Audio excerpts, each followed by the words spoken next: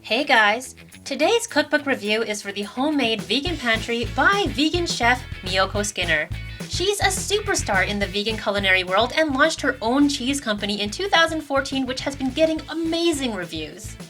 If you're a regular viewer, you know that I'm a raving fan of Miyoko, and if I ever met her in real life, I think I would cry, or faint, or both. But don't worry, I'll still give you my super honest and critical opinion. Even though I have my own soy milk tutorial on this channel, Miyoko's version claims to have no beanie taste, so I had to give it a try. Where in my soy milk tutorial you have to soak the beans, in this recipe you don't. You boil the beans, then let them cool. Then everything is mostly the same. We blend the beans. The book says not to blend the beans too long, so I blended for only 20 seconds as directed. This wasn't enough though. The milk was super thin and didn't work for the next thing that I wanted to make. I searched the book for a mention of needing a high-speed blender, but didn't see that.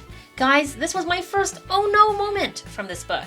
I was literally afraid of having to give a negative review.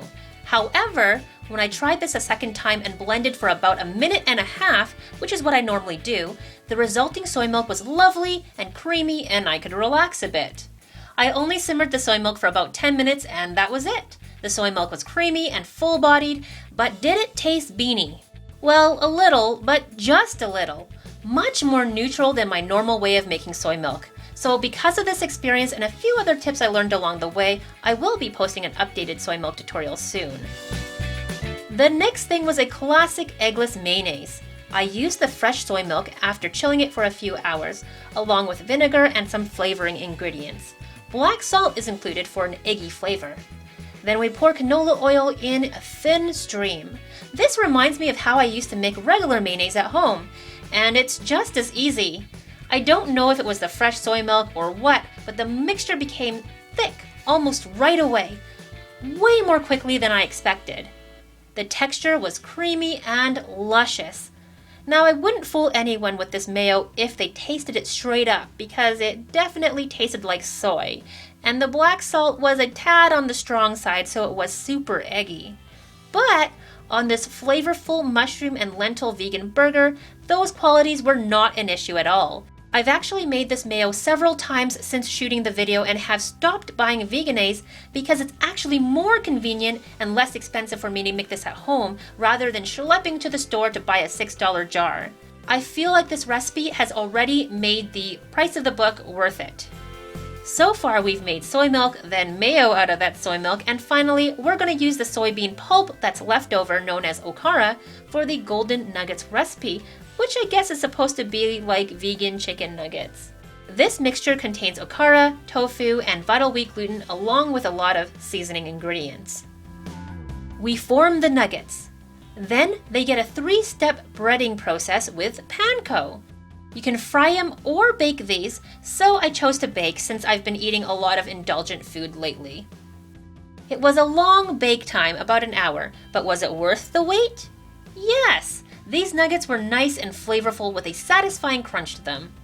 I do think they would be better looking and a bit more juicy if fried in oil, but you could say that about pretty much anything, couldn't ya? I will surely make these again, perhaps incorporating some nuts or mushrooms to make them juicier without deep frying. I do appreciate that the ingredients were very inexpensive. One item that you guys have seen me mention was the chocolate ice cream. This was the dark chocolate variation of the basic ice cream base recipe.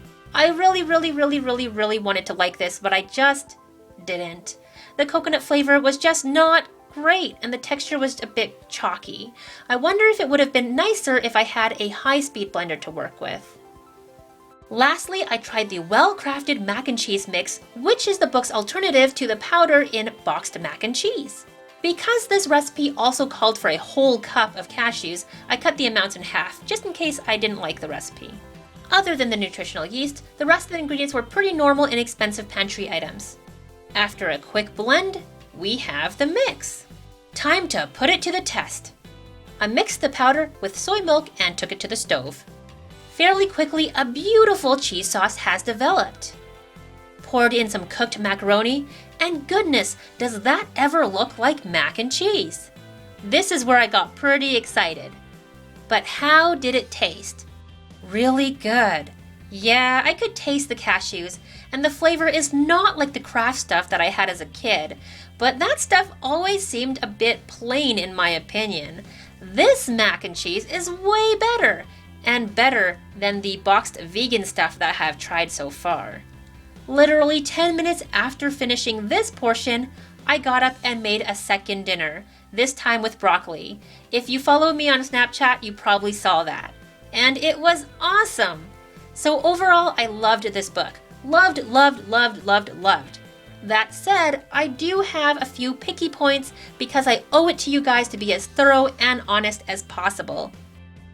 And that's that. I really hope you enjoyed this review and that it's useful on helping you figure out whether this book is right for you. Overall, I do recommend it, and all things Miyoko Schinner, because let's face it, she is an amazing, trailblazing vegan advocate. Let me know if you've tried any other recipes from this book or other recipes from Miyoko Schinner and what you thought of them.